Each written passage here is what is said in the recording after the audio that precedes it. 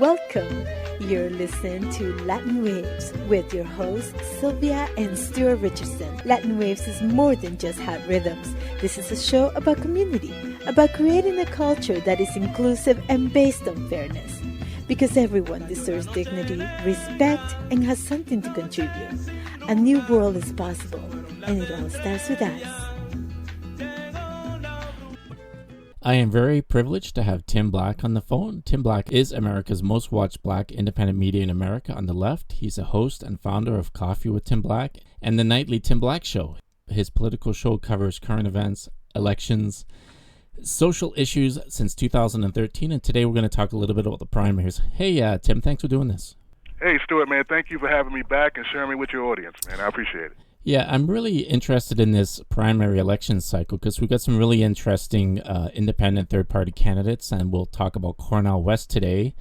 I was very impressed with his platform, but the other day I was watching Jimmy Dore's show, and to be fair, I agree with Jimmy Dore in some things like the war and the two-party duopoly, but it was a little hard to watch Jimmy critiquing Cornel West about race in America, how it's all about class, and we're kind of living in a post-racial society. I quote Jimmy, he says, "I'm helping to coach you to be better."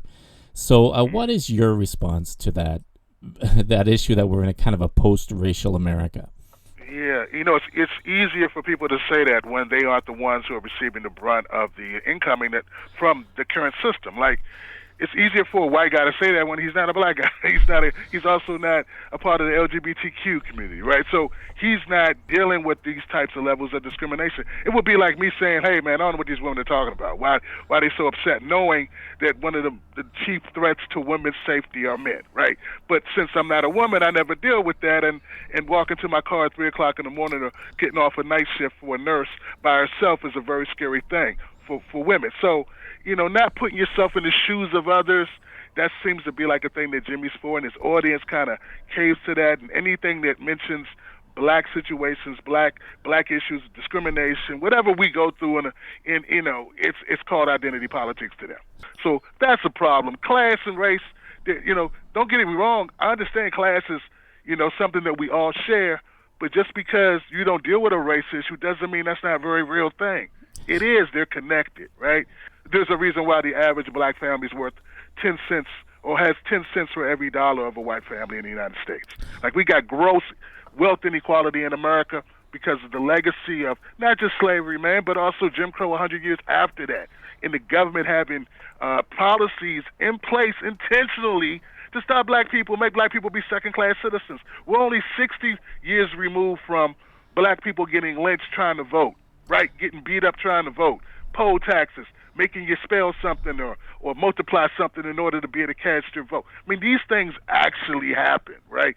So, and once again, it's not that long ago. My grandparents went through it, right? They told my parents, and my parents told me these are things that happened. There are people still alive when all this was going on. Dr. Cornel West was there. He saw MLK, right?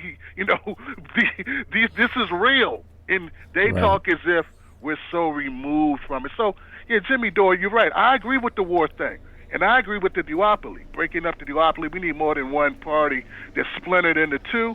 But, bro, you got Dr. Cornel West running as a third-party option, and instead of supporting that, realizing what that could mean for America, you spend your whole time nitpicking because you don't think he should be talking about the fact he's a black man. And by the way, Dr. Cornel West's first most popular book is entitled Race Matters. And you want that guy to not talk about race when that's sort of like what he's been doing for 40 years. It's amazing to me to hear that interview. And I think we have a problem on the left, and that is this kind of puritanism that if you don't hate all the things I hate in every way, you're not doing it properly. Like, I don't like Joe Biden. I would never vote for Joe Biden. But when he talks about LGBTQ rights or when he talks about race, I can agree with that without being a Democrat. So what the hell is wrong with taking what you like and adding and talking about what you don't like? What is the issue? Do we all have to agree on everything, like religiously? And actually, we probably agree on most of the same things. We just put them in a different order of priority, right? So that's one of the problems. One of my main criticisms of Jimmy Dore and people that are that subscribe to his type of politics is, we may not all see it the same way as far as the same order, but obviously Dr. Cornel West is not supporting Joe Biden, man. He's running against him. He's challenging Joe Biden. The Democrats are the ones that are writing smear articles about Cornel West, not because he is supporting Joe Biden.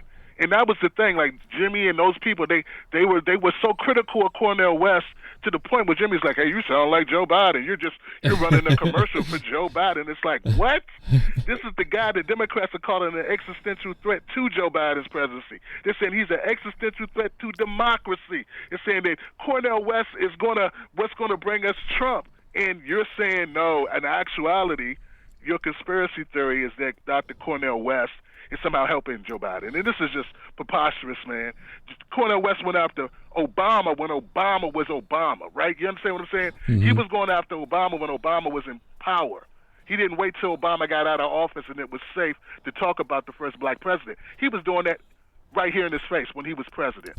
So that to me is a litmus test for character and ethics and stand up for what you believe. Just pure logic. If you look at it logically, Cornel West or RFK or whatever, Junior, they have the one goal of winning. And if you're going to win, you're going to have to swoo Democratic voters to you. You're going to swoo, bring over Republican voters. So why would you turn around and say the leaders are fascists and everybody who votes for them are morons? That doesn't seem like a winning strategy to me. Well, yeah, unless maybe, you had a soft spot for Trumpers. Like, so, look, man, I'm in the business. This is all I do. I create content. There's a thing called audience capture. During the COVID, during the shutdowns in America, there was a lot of eyeballs on progressive or independent media. And these people, they developed an audience of people that were disaffected. It's like this, man. I put out a lot of content that's critical of the Democratic Party.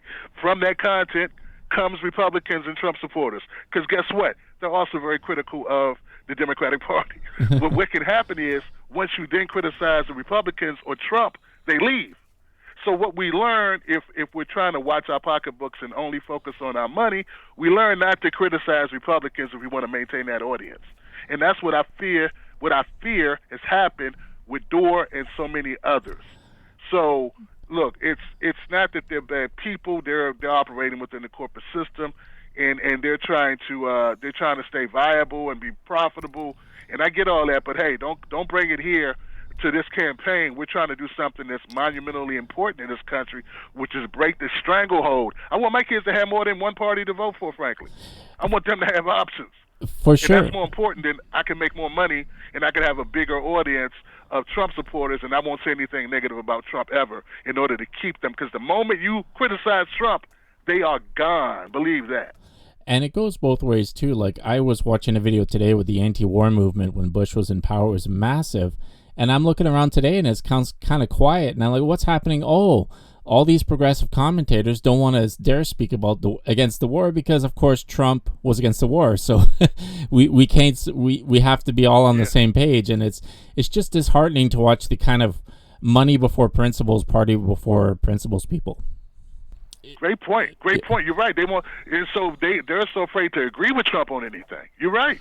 Even if it's something, a core value that they've been holding for the last 20 years, because they know they're going to get blowback from the establishment, they can't stand on it, right? They can't stand up for what they would normally stand up for. I try to tell people, just because you happen to have the same agreement on an issue, doesn't mean you support all the other issues that you disagree on, right? Exactly. We cannot be confined to one ideology. There's gray areas and there's things of agreement and disagreement, and that's how most normal people are.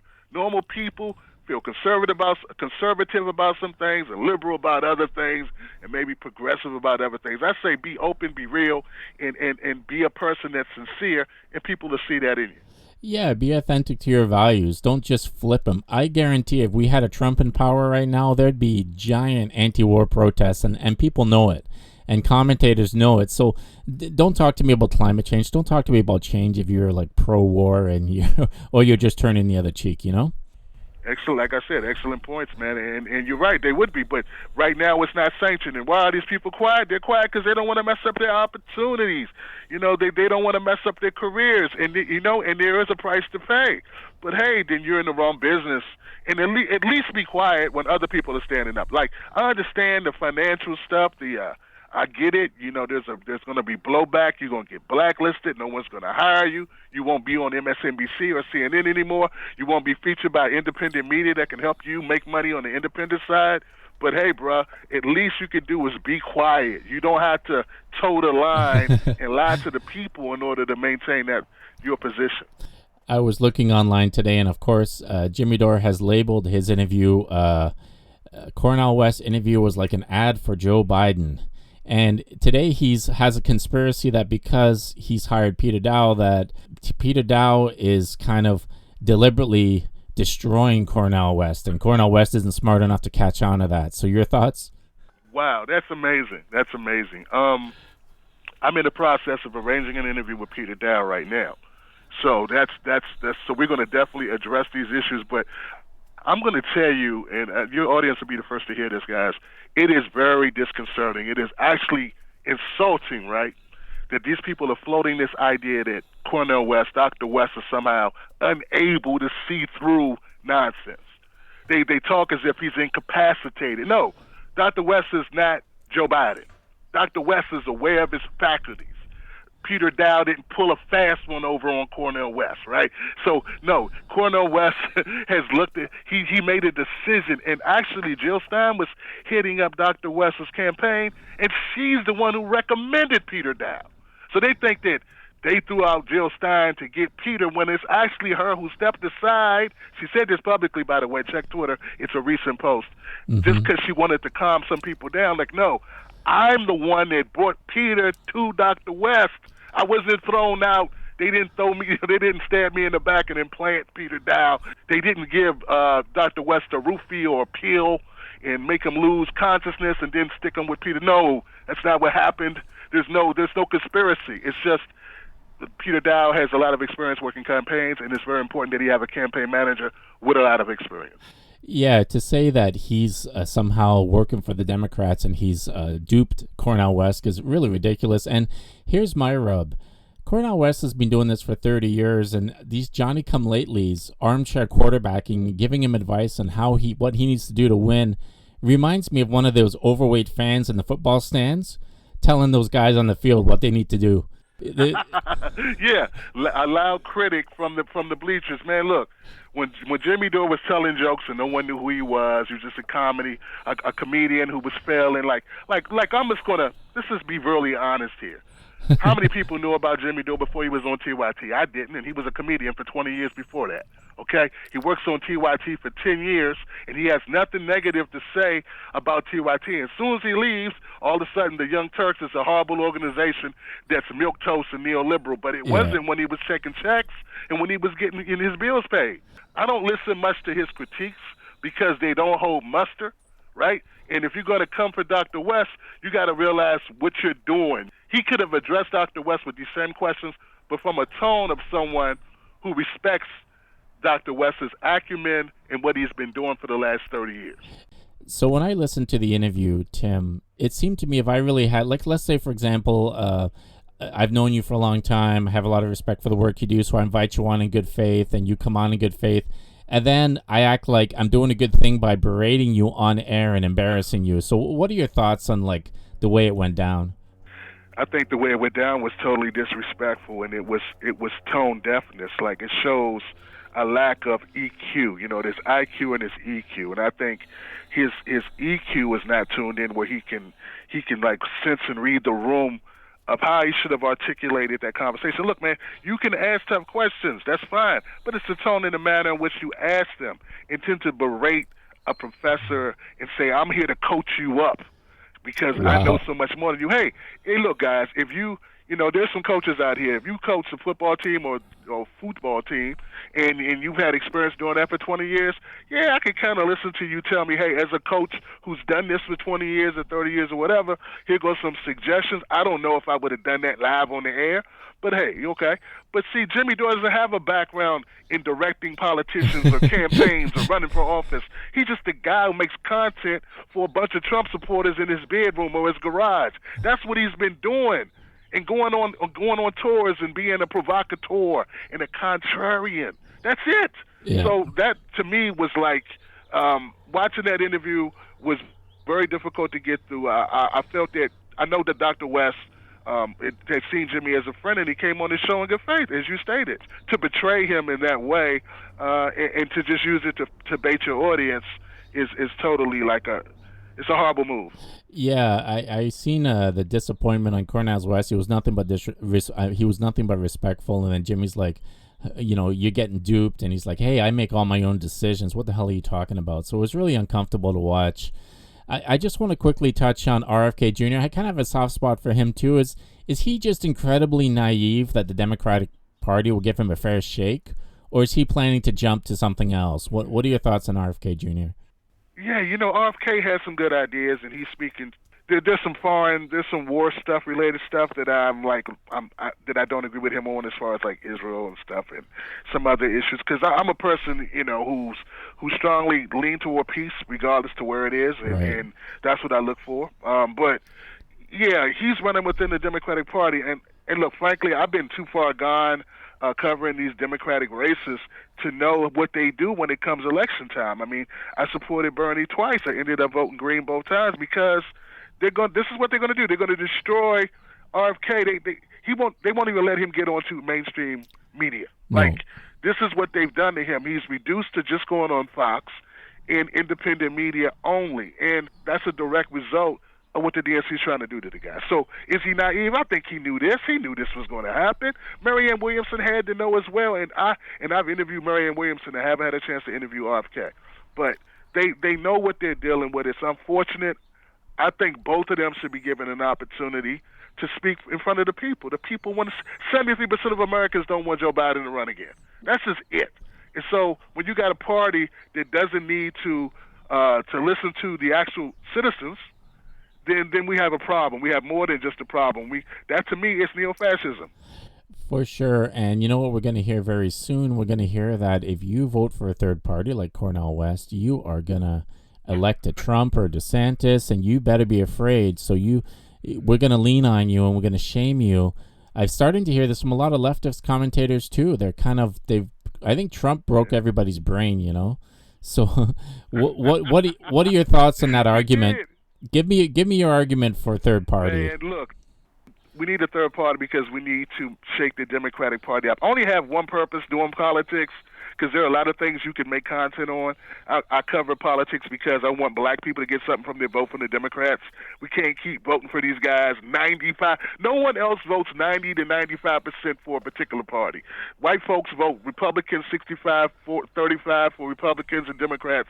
Latino folks vote almost evenly amongst the two, and we're the only group. The Asian folks vote almost evenly amongst the two. We're the only group that gives all our votes to one party, and then we go, hey, man, this ain't working. But we got to have something to vote for on the other side.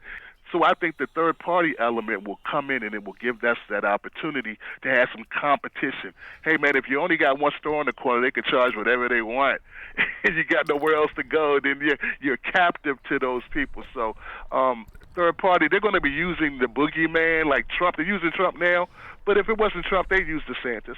And if it wasn't DeSantis, they would use Tim Scott. And if they wasn't using Tim Scott, they would use Vivek Ramaswamy. They were always going to use someone to threaten black folks with to scare us into staying with them and not offer us anything in the way of policy. And that's what I have a problem with, Stuart. And what has the black vote delivered to the black community from all this support? While they still don't have clean water in Flint, Michigan.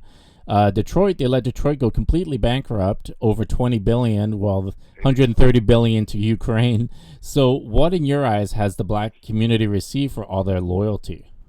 Well, it's sort of like what I'm going through now with Jimmy Dore. Jimmy Dore was wrong on so many levels, it's horrendous. But what Jimmy Dore has done is he's helped some black folks who didn't have a voice, who had limited resources, come on his show and build an audience. Now, their audience is his audience.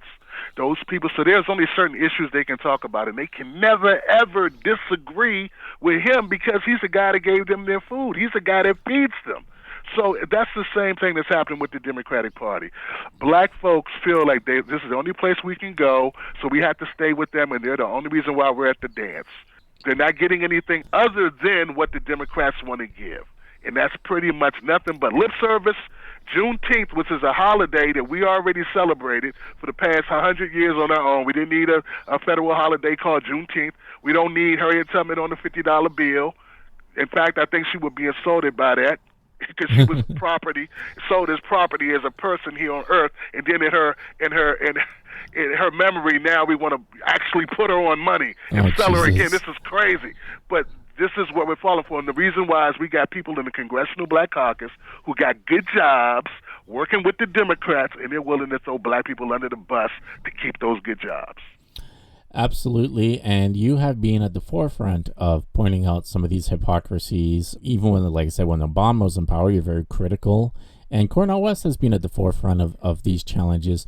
Do you think Cornel West will be allowed into the debates, or how? I'm not sure how the third-party candidate worked.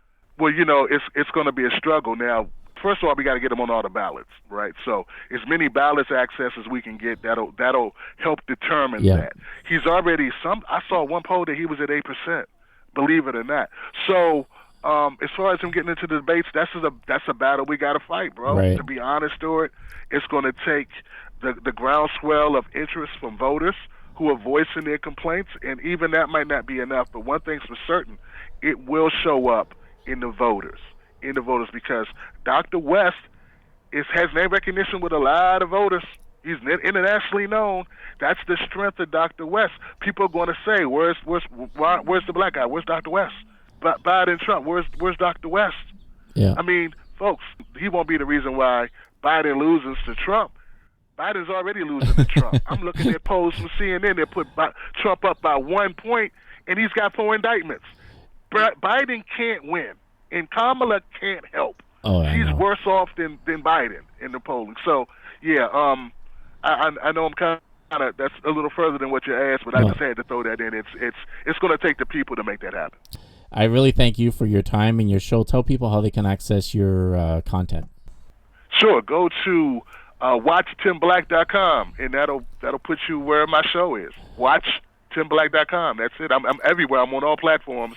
But that's how you watch the show, and I appreciate it, Stuart. No, man, thanks again, and thanks for always kind of raising your voice to these issues, because it seems even the progressive spaces now are starting to panic and starting to kind of sound a little mainstream, you know what I mean? Like, even the progressive spaces are starting to get afraid and act out of fear, if you will. Money is the root of all evil. For sure. Thanks again, Tim, and we'll talk again soon, I hope. You got it. Thank you now. Thank you for listening to Latin Waves. Latin Waves is an independently produced syndicated radio program made available for free to campus and community radios, and also to the world at latinwavesmedia.com. Please visit the website to hear previous shows, hear about upcoming events, and consider becoming a member for as little as $1 per month.